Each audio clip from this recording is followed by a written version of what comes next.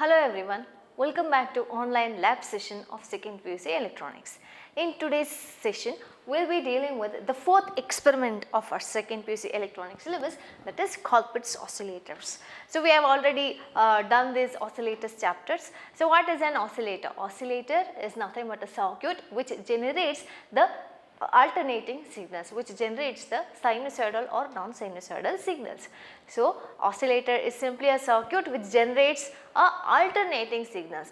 The signals can either be a sinusoidal signal or a square wave signal or a rectangular or a triangular waveforms. So in today's topic or in today's experiment, we are going to deal with the circuit what is called as Colpitts oscillator. So here Colpitts oscillator is one of the type of LC oscillator where L and C will be used in the tank circuit. We already know that in the oscillators circuit we need two separate blocks. One is the basic amplifier block, the other one is the feedback block. So in the basic amplifier block we are going to use the transistor as an amplifier circuit, and in the feedback block, that is in the tank circuit, we are going to use LC tank circuit where L stands for inductor and C stands for capacitors. So L we are going to use as a variable inductor whose value can be varied as 310, 410, 510, 610 and 710 using a decade inductance box. And these capacitor values are fixed. C1 is equal to 0.022 microfarad and C2 is equal to 0.33 microfarad. So with the help of this circuit, that is with the help of this amplifier circuit as well as a feedback circuit, we are going to generate a sinusoidal signals. So we are going to generate the sinusoidal signals. By varying the inductance value, the frequency of the signals can be varied, and that we are going to deal in today's experiment. So we are going to vary L, that is the inductance, in terms of microhenry as 310, 410, 510 etc. and we will note down the frequency of the waveform. So the time period T in microseconds. So the time period between the cycles, if this is the signal what is being generated, the time duration, that is the time between peak and the positive peak, the time duration between the positive peaks or the time duration between the negative peaks, that will be measured with the help of a CRO. CRO is nothing but a cathode ray oscilloscope and we are going to use this CRO in order to note down the time period of the waveform what is generated for different trials. So we are going to note down the time period and we will be tabulating that in this tabular column, and the practical frequency will be calculated using this formula F is equal to 1 divided by T, where T is nothing but the time period what is being observed with the help of a CRO. Coming to the theoretical frequency, we are using that formula F is equal to 1 divided by 2 pi root LC, where L value and C value will be varying. L value is equal to, for the first trial, 310 microhenry, whereas the C value here we are using two capacitors, C1 and C2. Then C is nothing but the equivalent capacitance value of these two capacitors. So C value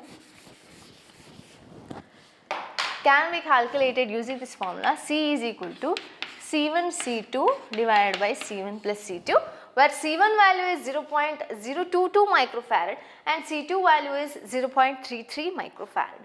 So by substituting the values of C1 and C2, we will be getting the capacitance value as 0.0206 into 10 to the power of minus 6 Henry, that is 0.0206 microhenry. So C value will be this much, and L value for the first trial is 310. For the second trial, L value is 410. For the third trial, it's 510 and so on. So for different values of L, the capacitance value will be same, that is 0.0206 into 10 to the power of minus 6. So by substituting these values in L and C, we are going to calculate the theoretical frequency. After calculating the theoretical frequency, we are going to tabulate all the values in this column, and by conducting the experiment, we are going to tabulate the readings of the practical frequency in this column.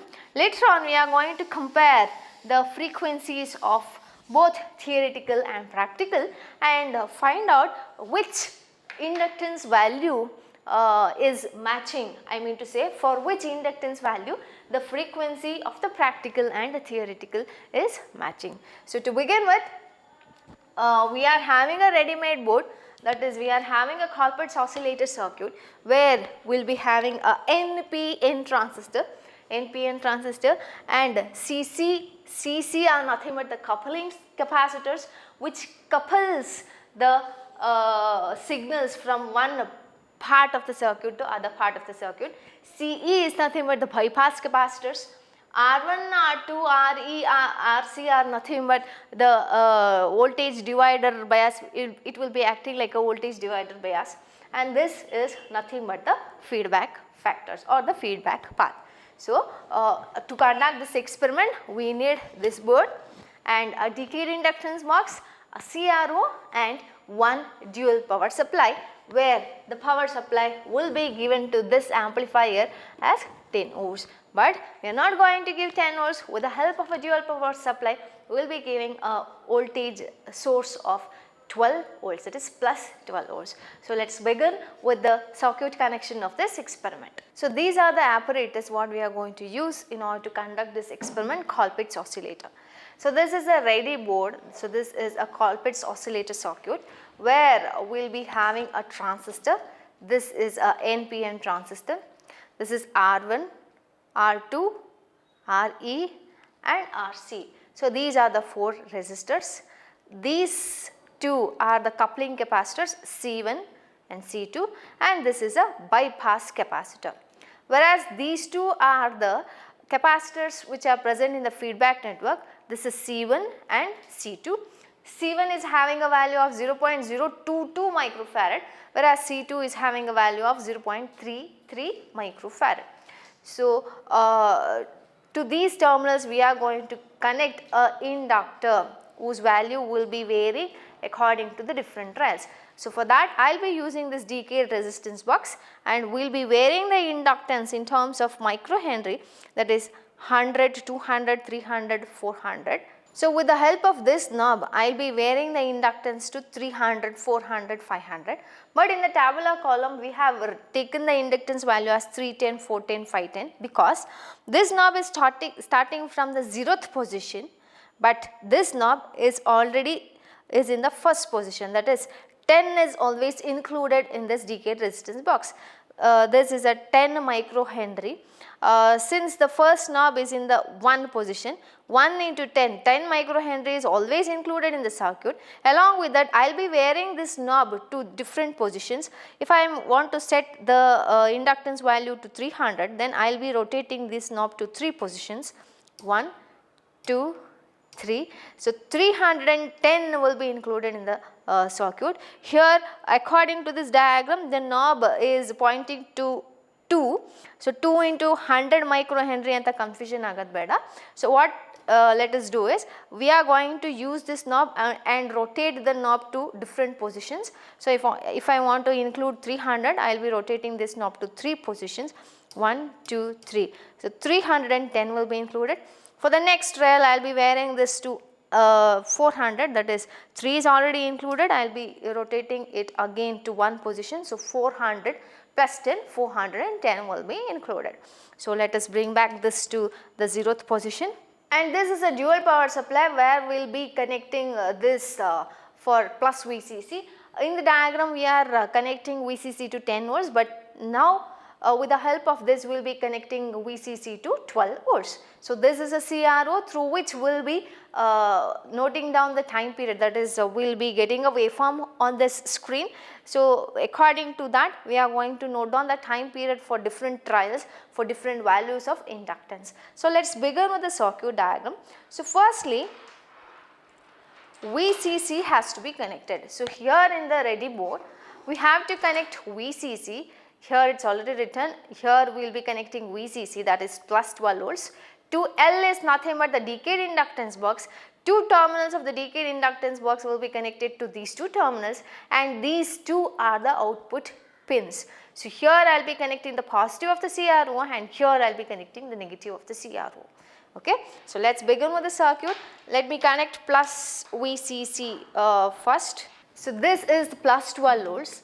Plus 12 volts will be connected to VCC. So this is the point where I have to connect plus 12 volts. So after that I have to connect these two terminals, this and this terminals, to decayed resistance box. Let us connect that.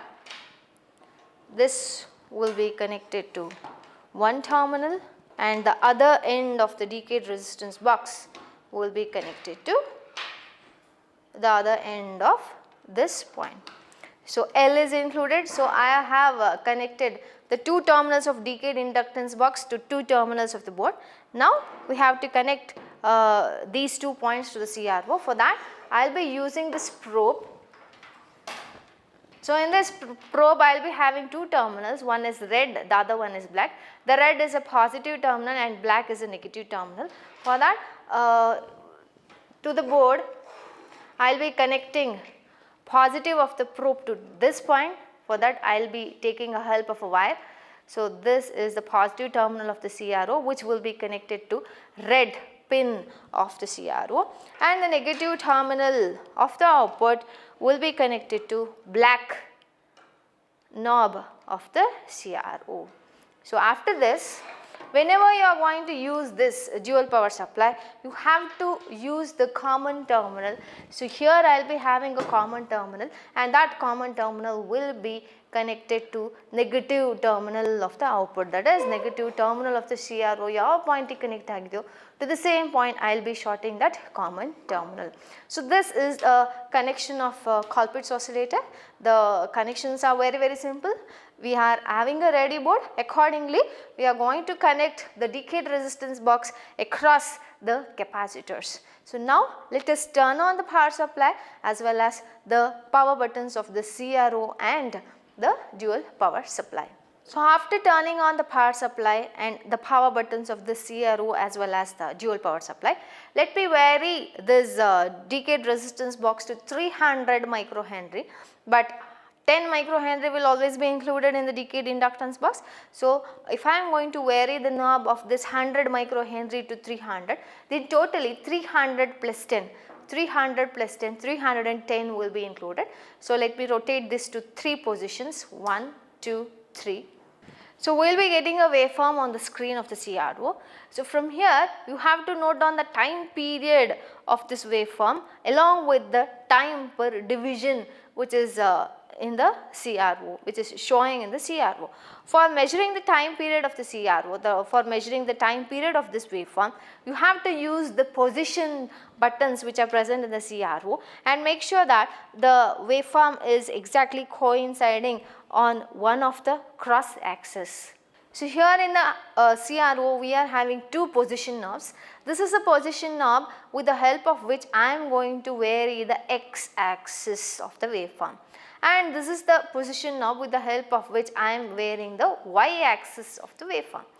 From this waveform we have to exactly coincide the one peak point of the waveform to the cross axis.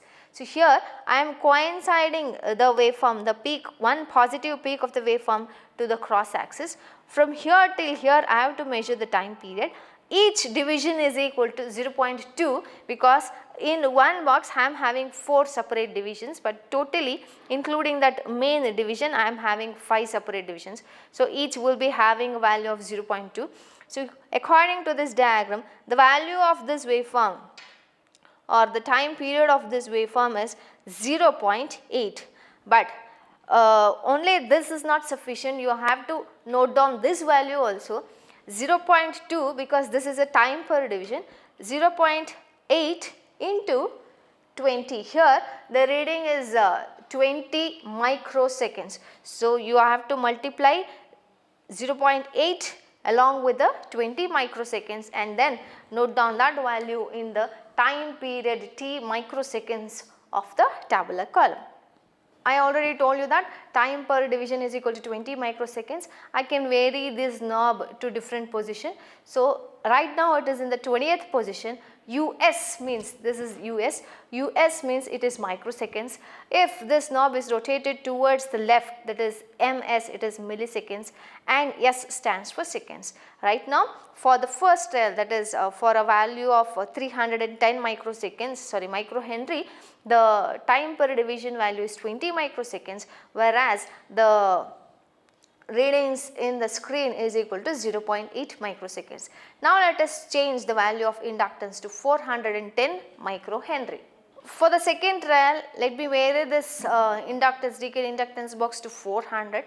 So after varying the decayed inductance box, I am getting a time per division value as 0.9 into 20 microseconds. So for 410, the reading is 0.9 into 20 microseconds. After taking the time periods of different values of L for 310, 410, 510, 610 and 710, you have to turn off the power buttons of CRO as well as the dual power supply and turn off the main power switch.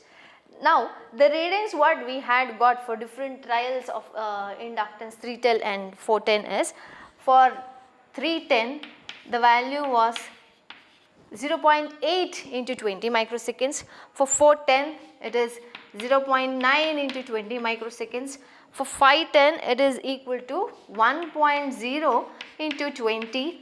For 610, the reading is 1.2 into 20 microseconds. For 710, it is 1.3 into 20 microseconds.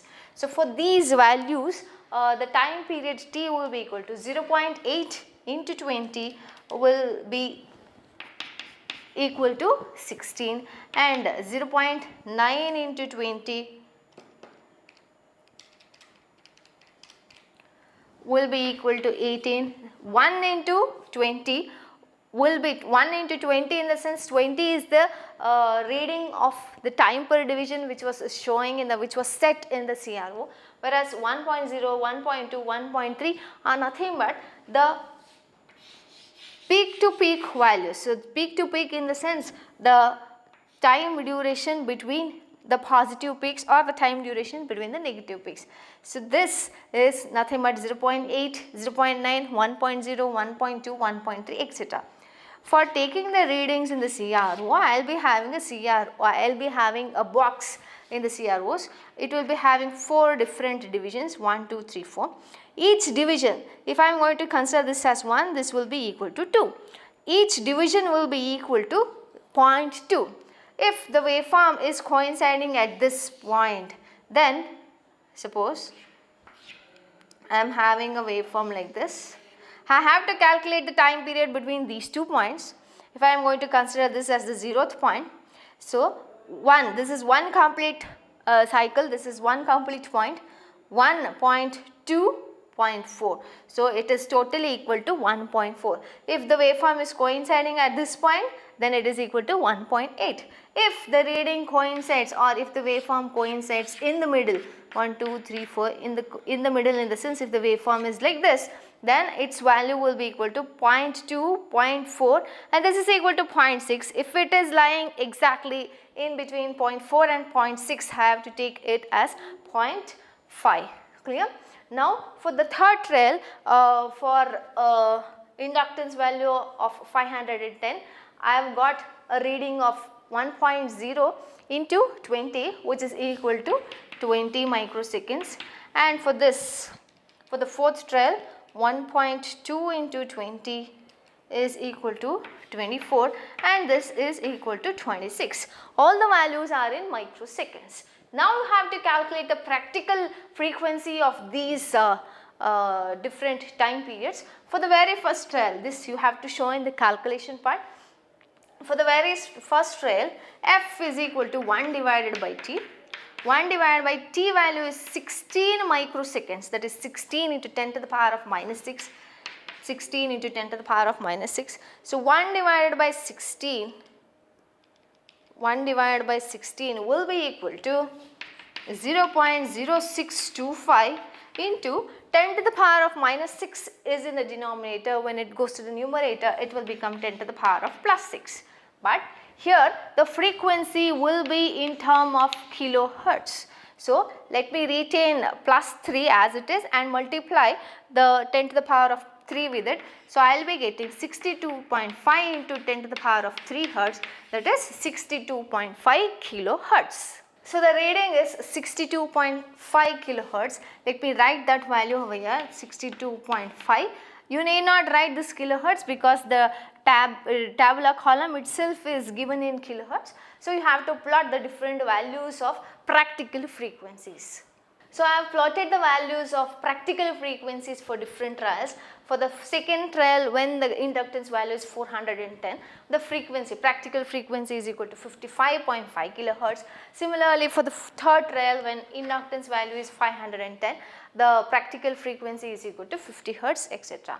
So after calculating the practical frequencies, you have to calculate the theoretical frequencies. For the theoretical frequencies, you have to use this formula, f is equal to 1 divided by 2 pi root LC, where L value will be different for different trials and C value will always be constant, that is 0.0206 into 10 to the power of minus 6.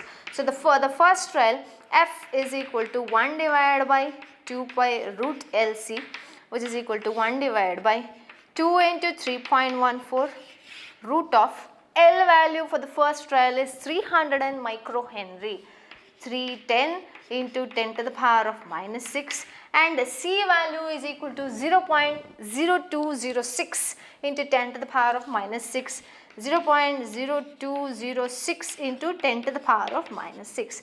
So you have to calculate this.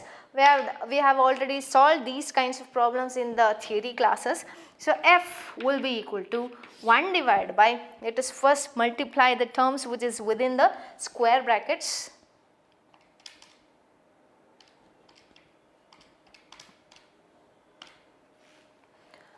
So I will be getting 2 into 3.14 into root of 6.386 into 10 to the power of minus 6 into 10 to the power of minus 6 will be equal to 10 to the power of minus 12. So let us take this 6.386 out of the square root and then multiply that with 3.14 into 2. Then in the denominator I will be getting f is equal to 1 divided by 15.86 into 10 to the power of minus 12 is within the square root. When I am going to take that out of the square root, it will become 10 to the power of minus 6. So 1 divided by this answer will give me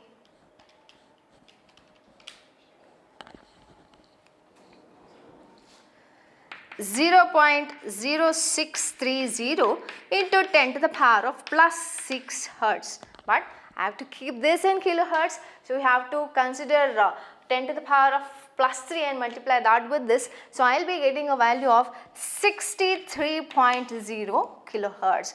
Like this, you have to do the theoretical calculations for each and every trial. C value will be constant, but L value will be varying for 410, 510, 610, 710, etc. So the different values of theoretical values are theoretical frequency values are. So after plotting these values in the theoretical frequency part, you have to analyze the theoretical as well as the practical values. So if you are going to look into the tabular column, the readings of practical frequencies and theoretical frequencies of these Colpitts oscillators are closely matching. So let us come to the result part of this. Out of these different trials, you have to check for the values which are almost matching with each other. Accordingly, for the very first trial, for this is the result part, for L is equal to 310 microhenry, for L is equal to 310 microhenry, practical frequency value is 62.5 and theoretical frequency value is 63 kilohertz. So that must be written in the result part. So practical frequency F is equal to 62.5 kilohertz. You have to write with the units, and theoretical frequency F is equal to 63 kilohertz. So looking into these two results, we can tell that the Colpitts oscillator is constructed using the transistor BC107 and the frequencies of oscillators for different inductance values are calculated, and it is found that the theoretical and experimental values are almost matching for this inductance value. I hope you are very much clear about conducting this experiment, Colpitz's oscillator. In my next session, I will be coming with a new experiment. Until then, take care. Bye bye.